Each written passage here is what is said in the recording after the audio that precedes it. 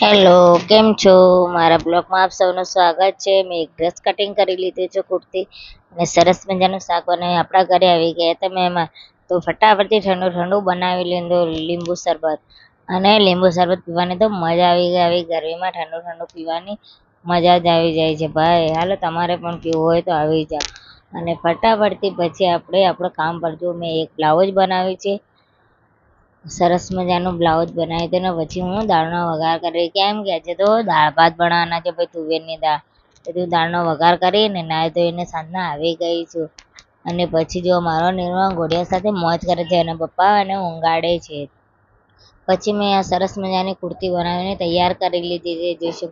અને શું તમને મારા સીવણના વિડીયો જોવા હોય કમેન્ટમાં જરૂરથી જણાવજો, આપણે સીવણના વિડીયો પણ લાવશો. જુઓ સરસ મજાની મેં કુર્તી બનાવીને તૈયાર કરી દીધી છે. બહુ સરસ શોર્ટ કુર્તી બનાવી છે.